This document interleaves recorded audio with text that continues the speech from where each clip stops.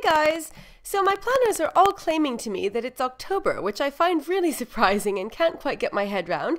But seeing as how that is indeed the case, I thought it would be a good time to run through my current planner lineup because quite a lot has changed since last time. So I'll start with the core of my planning system. The first planner that is one of my go-to everyday planners is my personal planner, and it's a Hobonichi Weeks inside a Love by Gabby fauxdori, which I'll link down below. And I absolutely love the weeks. I've been using the weeks now since last November, and as you probably know, I've got my new weeks all lined up and I can't wait to start using it. I think after trying about maybe 3 or 4 different personal planners, I settled on the weeks, and that's definitely the one for me. So I won't go through a detailed setup of this because I'm going to do a separate video on my weeks quite soon. I'll just kind of briefly show you. This is the weekly view, and then I use the rest of the notes for lists, and I'm going to keep using it like that. And then I've got this wallet insert, which I'll talk about more in the detailed weeks video. So I use it as my wallet as well, and it's got a place for change, and it's great and I love it. So that is my weeks. I'm really happy with this setup. Like I said, detailed setup coming up hopefully within the next few days or a week. That's my personal planner.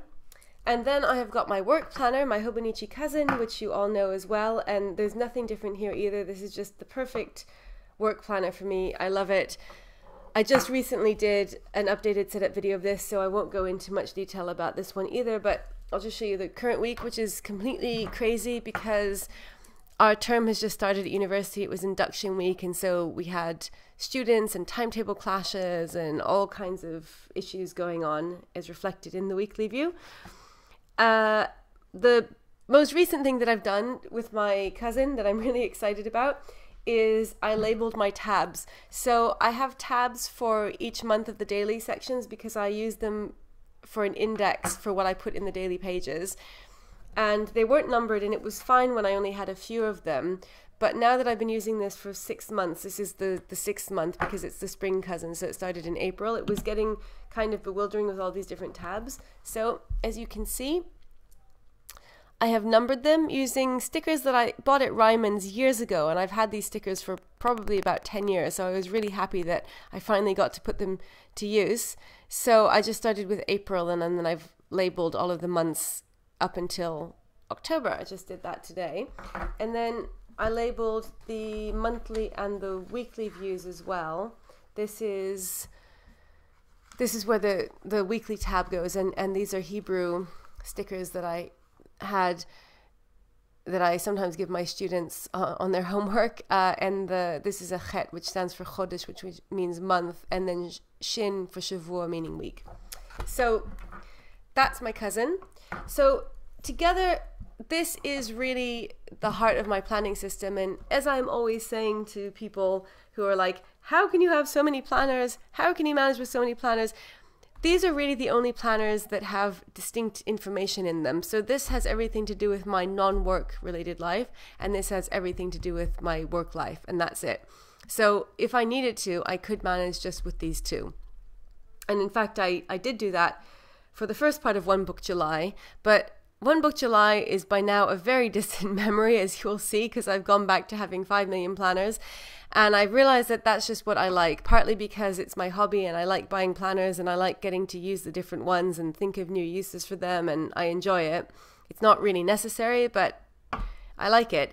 And partly because I find it really helpful to break my life into different categories and have different planners for different things so that I know if I want to deal with X, I go to this planner. And that's why I think I like having my work planner, my personal planner separate. So that's like really the heart of my planning system. But I would say that my core planning system has acquired a new member, this third one, and this is my A6 Hobonichi. So I'm actually really happy because it has long been a dream of mine to have a use for each of the 3 different Hobonichis, the cousin, the weeks, and the A6. And I use them all as planners. So this one is my daily planner, and I just love having a daily planner. I've talked about this before. It's something that I think I was missing for a long time because, well, for a long time I just had one planner and I didn't really think about it that much. And then when I expanded and had a personal planner and a work planner, I thought surely that should be enough. But it's just very nice to be able to make a list going through the day of everything that you have to do, no matter whether it's personal or work, routine stuff, one-off stuff. I've said this before. You all know my feelings about daily planners. And I find the Hobonichi A6 to be just perfect for this. So this, in a way, I kind of am considering it part of my core planning system now because I feel like I can't really live without it. But on the other hand, this doesn't really contain any unique information that's not in any of my other planners. So I kind of pull stuff from here and put it onto here. And it depends on what the day is. So if I'm out, like say I am in the department and I'm teaching, I don't bring this with me. I don't bring this out of the house because I think that bringing 3 planners with me is a little bit much, even for a planner addict such as myself. So if I go out, if I go to work, I bring this and this because this is my wallet as well.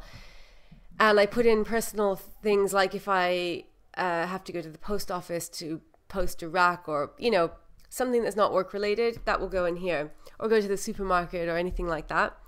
And then I use this throughout the day when I'm at work. And then I'll just check this, like, you know, on the way home if there's something that I have to pick up from the shop or whatever, or if I have to get cash out from the cash machine or that sort of thing. But because I'm out at work, I use my work planner for everything because it's all work related stuff. So it's really only when I'm at home that I use this. And so then I'll take all of the stuff that I've got in my work planner and then all the stuff that I've got in my personal planner, which would be things like do the laundry, take the boys out for their walk, make lunch, that kind of stuff. And then not usually the details of the work stuff because the details are in here, but just the sort of general, you know, broad overview, like answer emails, do this exam related task, do this other, you know, like the big things so that I can then sort of just see them in order and tick them off. Anyway, so I kind of consider it sort of an essential part of the system now, but at the same time, I could manage without it if I needed to, like if I go away. So as I've mentioned before, when I went away, I just used these 2, and then I have a Hobonichi A6 booklet, a notebook in here that I can use as a daily planner if I need to in an emergency, so I don't have to take this with me. But I have to say, at the beginning of September, I went away for a week, and I really, really missed this, and I was so happy to see it when I got home. So this is my little family of Hobonichis, and these are all of my essential planners. Then we get into the more specialized stuff, which I don't really need, but I like to have. So the first one is my home planner. And the home planner is interesting because I'm sure I've mentioned this before, but the home planner was actually my first foray into the world of multiple planners. I guess it was nearly 2 years ago now. If you can imagine, I was just using one planner and then I found out about Hobonichis and I really wanted to try one. And I was like, what could I possibly use another planner for? Seems very naive now. But we settled on a home planner where we'd write our joint schedule. So this is something that James and I have been doing for nearly 2 years off and on. And as you probably know, it's gone through various different incarnations and we've tried a whole bunch of different planners. And this is what it's in now. And we're both really happy with this. I was in this planner, last year's version, a year ago, and used it for a couple of months and then got annoyed with the spirals and switched out of it, which I think was a mistake because this one just works really well for the purpose. So then I decided to go back into it again this year, and I'm housing it in this disc agenda turquoise, which I love because it looks like a binder and it's beautiful on the outside. You can't see the spirals, and then when you open it, I like the inside of this planner, so the fact that it has spirals is somehow not bothering me as much this time. And I've committed because this is my one pretty planner that I just cover with stickers, and I would really like to make it through the whole year in this so that then I could, you know, look back and see all of the beautiful spreads with the stickers. So what we use this for is really just our joint schedules. So like, for example, James went to Wales to work on the cottage. So James to cottage, James was in Wales, I was in the department in the university all day, and so Tails and Mochi went to stay with the dog sitter. James came back from the cottage. James is having driving lessons. Neither of us can drive, but he's learning to drive, which is very exciting. I was in the department, and so it's just stuff like that, or somebody's coming to visit, things that we both need to know. So again, this is kind of redundant information because in my case, this will all either be in my work planner or my personal planner as well. So it's more just in case James wants to see it, and then so that I know his schedule as well. Recently, Tails, we went to the vet for his checkup, and they said that he has a kind of minor eye condition where he needs to have eye drops. So I've put this sticker in. The pencil is his eye drops because he has to have one lot in the morning and then one in the evening. So I put it in here because it made sense to put it here since either of us could give him the eye drops. So if it's in here, then we can just check and see if he's already been given his morning dose or his evening dose, rather than me putting it in my personal planner because then James wouldn't know. So that's the kind of stuff that goes in here. And it's really, really nice because we both like using the stickers. And so what I do is I put in purely functional stickers ahead of time. So this already looks quite colorful, which makes me really happy, but this is all functional except for some decorative stuff on the side. So these stickers are all just stuff that's happening. So it's Rosh Hashanah, Jewish New Year, starts tomorrow evening. And one of the things I like about this planner is that it already has all the Jewish holidays in it, obviously. But I just put on a sticker when the synagogue services. James is working in the market during the day, and then I have to read Torah in the synagogue on Monday morning. Our friend is coming for dinner. That kind of stuff. That's all in here on stickers or masking stickers. And then afterwards, if they're blank spaces, because we don't have a lot to put in here because it's only joint appointments and that kind of stuff, then afterwards I come in and fill in all the empty spaces with decorative stickers so that it ends up looking like this in the end. This is my cartoon hoedown style. So there's no rhyme or reason to it. I don't do theme decoration. There's no kind of matching of stickers or anything, but I just really like this, and it makes me very happy because it's so colorful, and I just get to use all of my stickers, and it's great. So I'm really, really happy to have a home planner because it's functional, but it's also nice because it's my one chance to do kind of decorative pretty planning. So that is this. And the next thing, this is something you've already heard about as well, and it's kind of wandered around and just migrated into various different planners, and at the moment it's coming back in here, meal planning. So I was using this as a meal planner few months ago, and it worked really well. And I was also using stickers. Let's see, I've got some examples here. These were the last few weeks. So June, I was still using it as a meal planner, and it was great because it was also really colorful and it was a lot of fun. And so we were both trying to pick the meals beforehand, and it really helped because it's very nice just being told what to do. I think that's one of the reasons I like planning, is I like, even if it's myself telling me what to do, somehow if it's in a book, you just go to the book, and even if, you put the stuff in the book, when you go to the book, it's a different, somehow that was your past self that decided what to do, and your present self is oh, okay, I'll do that. So it's very, very pleasant to have a plan. And so this was working really well, and then I think it was One Book July that killed this off because I decided to put the meal planning in my personal planner and have everything in the personal planner. And the problem with that was, okay, you can see what happened here. This is July. Let's see, this is when I started. It was actually June when I started putting the meal planning in here, and I did quite well at first because I think I was keeping it up from when it was in here, and then you can see it kind of sort of went a bit wrong, and then there were some more attempts, but I wasn't very consistent with it. And that August, that was really a big disaster in terms of meal planning. And then I decided to give up on the meal planning and started using this as a gratitude log instead. So the meal planning for a while went into this notebook, which I'm now using, well, this planner, which I'm now using for something else that I'll get to in a minute. And then that kind of just fell away as well. I don't know what the problem is. I think part of the problem is that if one of us is out during the day, then it seems kind of pointless to meal plan just for one person. And also, we usually are tired and grumpy in the evening and feel like we've run out of time and don't want to meal plan for the next day. And meal planning for the whole week is not something that we've really mastered. I did actually manage this great achievement, which I'm really proud of. I made up a mock, like a sample week, a template for a week, because this planner has a weekly timetable in it. So I made like breakfast snack, lunch snack, dinner snack for the whole week. And then I thought, like, you know, we could just pick a day and say, okay, what day is it? This is what we're having.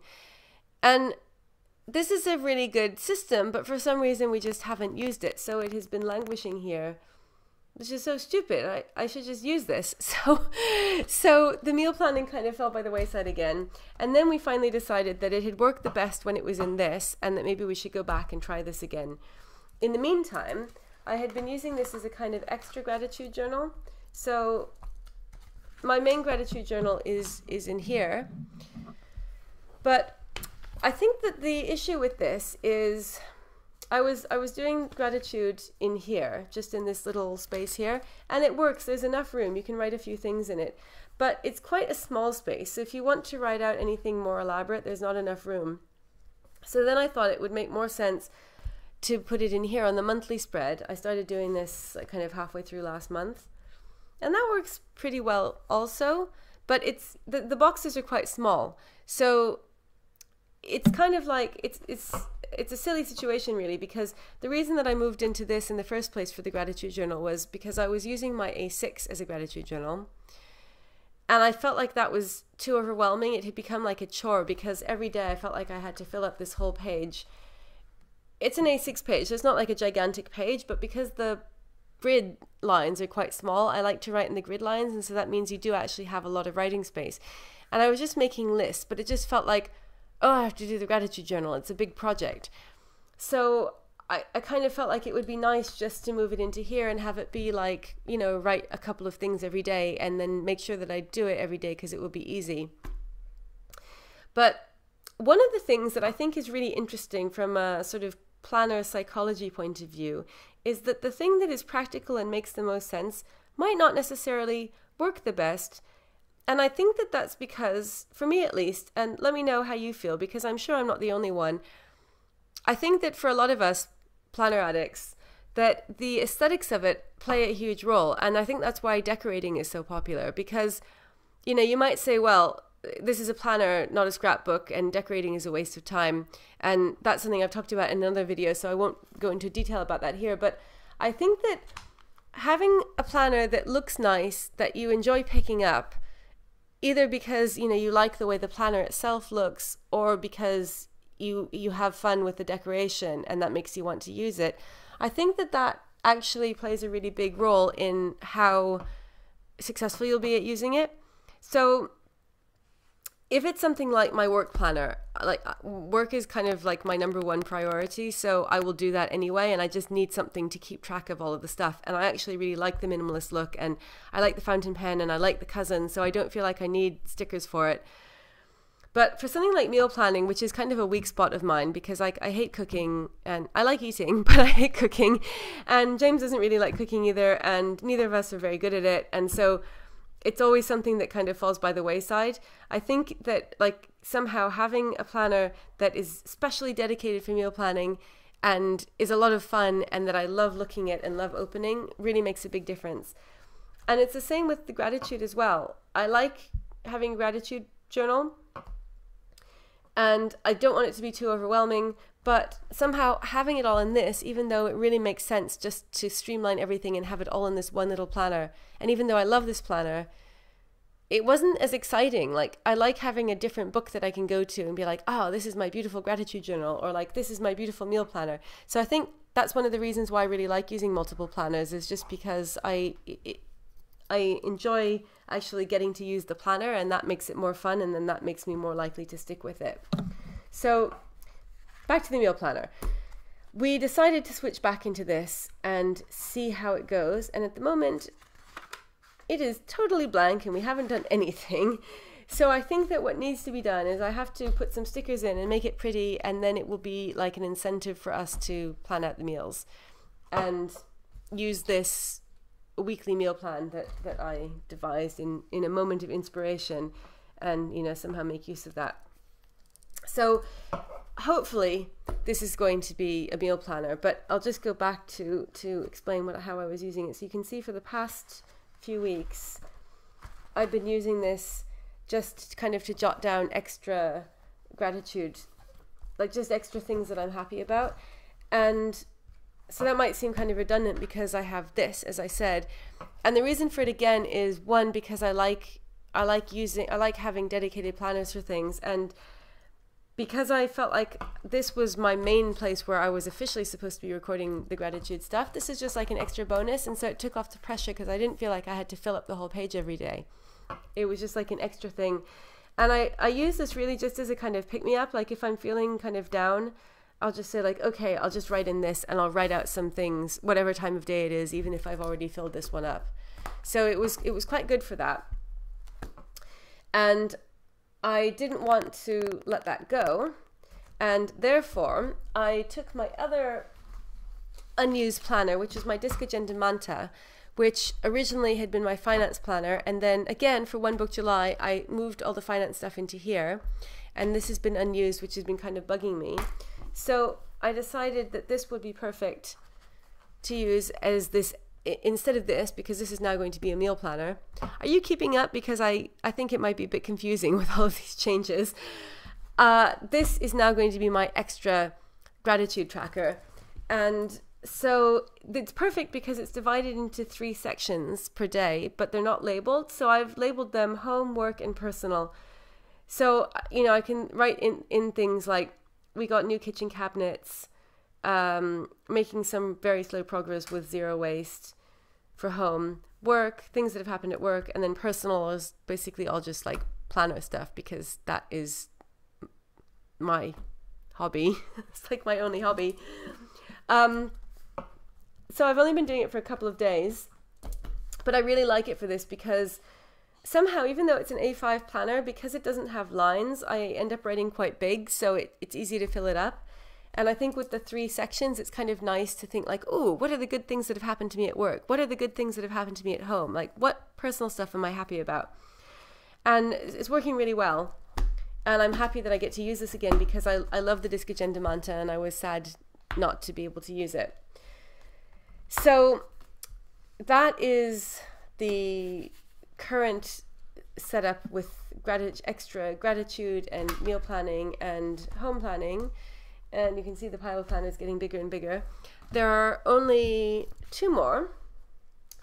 So this one is for shopping lists. This is a Cadernetta Notebooks vegan leather fauxdori, and I absolutely love this. This is in camel, and I've actually acquired quite a collection now. This is personal size. I also have an A5 size, and I have a week's cover coming. She has just started doing week's covers, and so you should absolutely check out her shop. She's also started doing A6 Hobonichi covers, by the way, so it's really, really exciting, because this is like the only vegan leather fauxdori / Hobonichi cover that I have ever seen that actually looks, it's like really, really good quality. It looks like just like the animal leather covers that you see all over the planner community, but these ones are cruelty free, so I love them. So this just has 1 insert in it at the moment, and we just use it for shopping lists. And that was because a while ago, maybe it was a month or 2 months ago, I was talking about my dilemma with my home planner. This was before I decided to move into this, and I wasn't sure what to do with shopping lists, because you could put shopping lists on a post-it note, on a sticky note, but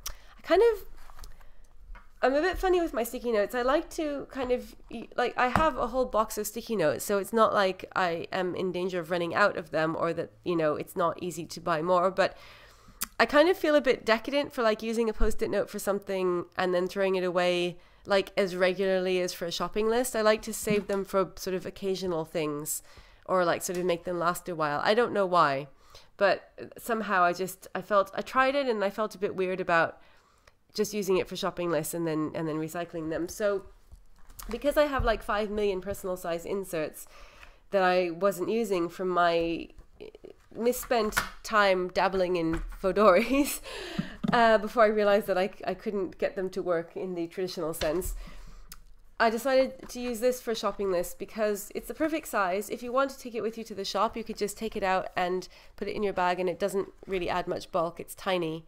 You know, you could take it out of the cover. Even with the cover, it doesn't add a lot. And it means that I get to use this beautiful fauxdori, which I love. And it's working really well because these inserts are not like, you know, really expensive, and I have quite a few of them. So if I just, you know, sort of go through them, I can just recycle them and don't feel too bad about it.